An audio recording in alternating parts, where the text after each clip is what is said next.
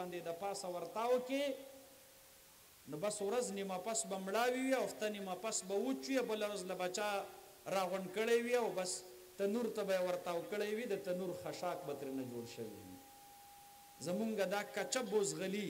دا به درنه ورځ په آخر داسې تازه غواړو لکه څنګه هم چې درته نن تازه درکړو دا زمونږ د شپو محنتونه دي دا زمونږ د ورځو محنتونه دي مونږ ډېر کړېدلي یو ستاسو په دې بچو باندې مونږ خپل سرونه په تلي کې کېښودلي دي مونږ د وخت د زورورو د زور لحاظ نه دی کړی مونږ د وخت د دولتمندو د دولت سهارا نه ده اخیستې مونږ ته ډېر افرونه وشو راځئ 10,000 روپۍ میاشت به درله درکومه ما د مدینې د جانان پګړۍ خپل حریت او خپل ازادي او خپل مدرسه په 10 روپو نه د قیمت کړی 10,000 روپو باندې 10,000 نه چې 10 لک او 10 کروڑه راته راکې والله العظیم کو د خپل پګړۍ یو ول په قیمت کما مونږه وږي خیر دی مونږ په تکلیف خیر دی مونږه ته معاشي تنګي خیر دی ارسه مو قبول دی خو خپل حریت او خپل مدرسه او خپل نظام چې ستا بچی پکې د قرآن حافظ جوړیږي زه په دې سودا نه کوم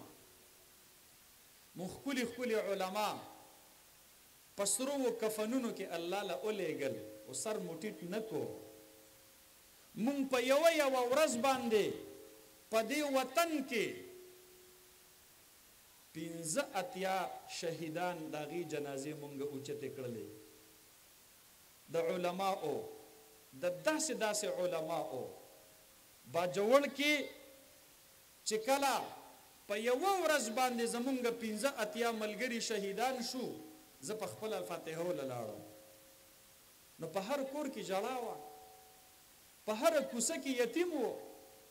په هره سترګه کې اوښکه وه نو داسې پکې هم شوي دي چې ماشومان مازیګر سبق له راغلي دي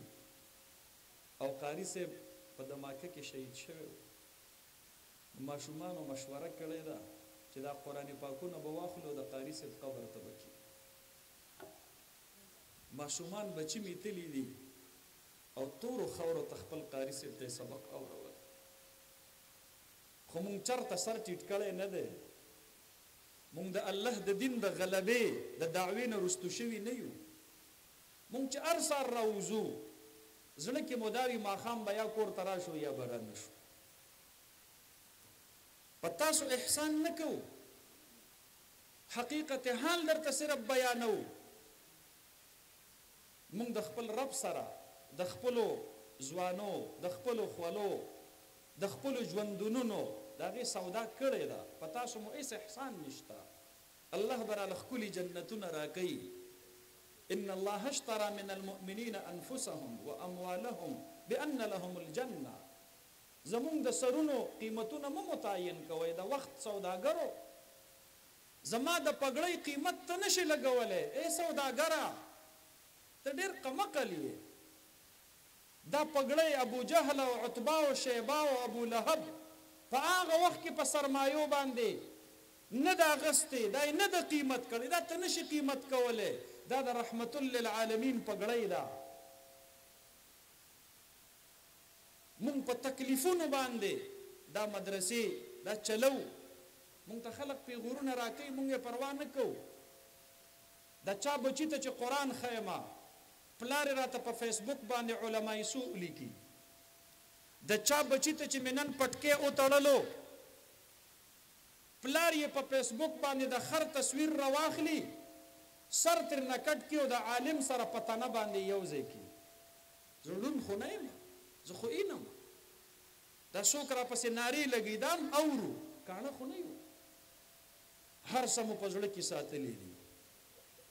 الله رب العالمین راته ډیوټي حواله کړې ده د الله د رضا دپاره لګیا یو تاسو ته مو صرف خپل حقیقت حال ښکاره کو 30 کاله په اسلامي جمهوریه پاکستان کې ستا د بچي د قرآن د درسګاه رجسټریشن نه کېدلو زما مدرسه تر اوسه پورې غیر قانوني وه 30 کاله ما په پاکستان کې په ان رجسټرډ ادارو کې ستا بچو ته قرآن وښودلو او اوس چې بله ورځ 28 قوانین صدر صاحب ته کېښودلی شو په 29 باندې دستخط وکړو خو چې د مدرسو د رجسټریشن قانون راغی صدر صاحب قلم اوچت کو وی امریکا خفه کیږي او APTF خفه کیږي د پاکستان مسلمانانو دین خو اندازه ولګوي چې دا فقیر مسکین مولا نن د امریکا او د APTF په مقابله کې ولاړ دی نن زما مد مقابل هغه دی هغه نه غواړي چې دا پټکی سیوا شي هغه نه غواړي چې د قرآن تلاوتونه سیوا شي هغه نه غواړي چې اسلامي جذبه سیوا شي هغه نه غواړي چې اسلامي فکر سیوا شي هغه نه غواړي چې اسلامي نظام معیشت او اسلامي نظام حکومت د هغې تصورات د په اسلامي دنیا کې باقی پاتې شي باقی عالم اسلام هغې خپل هتیار غورځولی دي په تهذیبي جنگ کې 56 اسلامي ملکونو د میندو خویندو د لوپټونه لاس انځلي دي زار شم او قربان شم د پاکستان د دې مولانا چې د وخت د دغه زورورو خلاف خپله سینه ډال نیسلی ده د چا په ګولو نه دی د چا په اتکړو نه دی د چا په بدماشو نه دی د الله رب العالمین د دین ډیوی بله ساتلی ده په میاشت کې خامخا الله رب العالمین له په سرو کفنونو کې ګلونه عالمان ضرور لیږي دې ته ضرور تن کېښودلی دی ربه خو ستا د دین ډیوې مړه کېدلو ته تن نه ږدي زار شم او قربان شم د پاکستان د دغې علماو نه زما محترم ورونو